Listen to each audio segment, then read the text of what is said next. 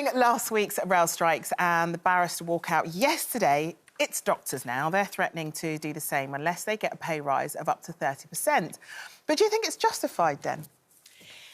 Well, I mean, I can't think of anything worse than the doctors, you know, or anybody in the NHS going on strike at this time when the NHS is in such a crisis, as, of course, it was before COVID. But COVID, in my humble opinion, and many others, was a great excuse to blame everything on COVID for the disaster of the NHS. I mean, they'd got rid of beds. You know, I spoke to a couple of doctors, junior doctors particularly, working nearly 24-hour shifts. It's an absolute disaster.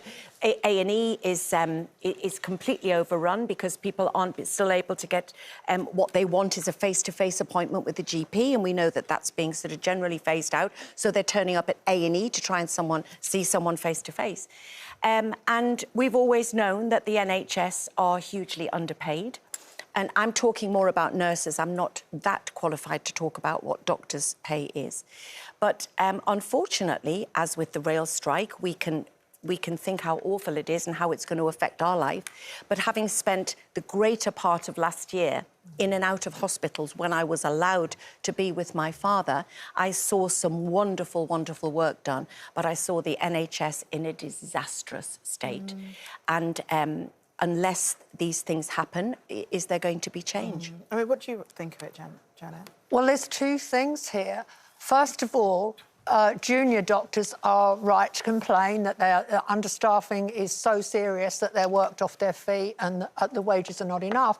But there's a secondary problem, which is that when people are at the end of their training, they don't want to go on and become GPs either. And you could argue that GPs are relatively well paid, but GPs are, we're so short of GPs that that's contributing to the backlog of people waiting for treatment along with COVID.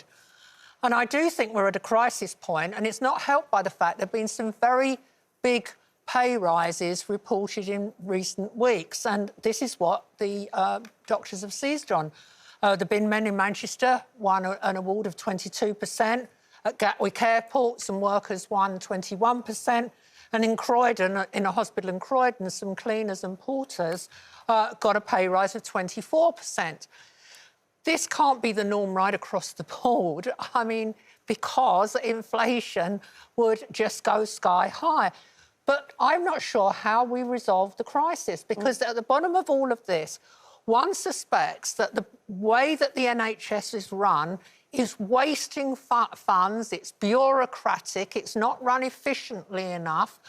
And time after time, we hear staff say they spend an unnecessary amount of their time dealing with bureaucracy rather than dealing with patients. And protocol, certain protocols. Yeah, and the outgoing chairman of the British Medical Association has said the situation has got so bad as we've got a 6.5 million list of people waiting for hospital treatment, and now doctors spend 1/5 of their time telling people, yes, you're in the queue, you're in the queue. This can't go on, can it? There's got to be some radical solution to this. And I guess that's the whole point of the doctors threatening to walk out, because I guess they're within a system. Nobody becomes a doctor because they want to ruin the health of an individual. They want to better the health of an individual. Correct. And I guess from their point of view, they just want to do their job and do their job well. And perhaps they don't want to do their job absolutely exhausted because they're working such long hours. They want to be able to do their job well whilst also balancing a family, for example. They also start their career, you know, as you say, because they want to, they want to help people in this wonderful, caring profession. But they're starting, are they not, hugely in debt that some of them will never get out of. Yeah. It's oh, yeah.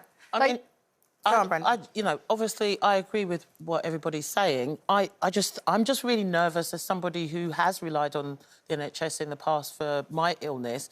You know, I appreciated everything that they did, but I'm just thinking that there's staff shortages which have a detrimental effect on the general public and people who, you know, who need care, and the strike is going to have an even more detrimental effect on life. I'm talking about, you know, if you take a strike, there's a doctor on strike for somebody, and then somebody brings in their... No, so what they'll have is when they talk about striking doctors, they will run a skeleton service because they're not going to leave hospitals with no one in there to be able to treat patients. They will have a skeleton service. It's more of a gesture towards... They can't all walk out. They can't, and they won't, because they need to provide care. But that will have an some impact sort. on waiting lists. Yeah. That's not going to reduce the waiting list to 6.5 million people. And I come back to my point that the way the whole NHS is run needs dismantling and constructing in a lean, mean, cost-efficient way for the 21st century. Who do you think would be able to do that in this day and age?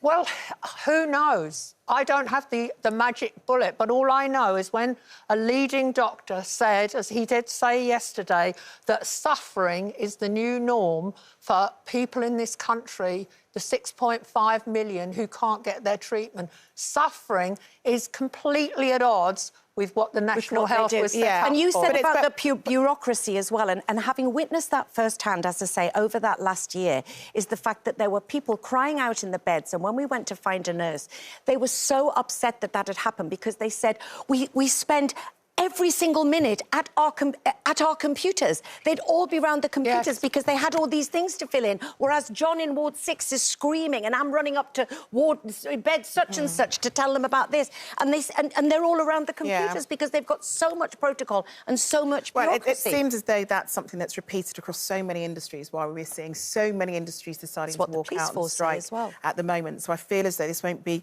the last industry that we see trying to make a stand for things that they want changed.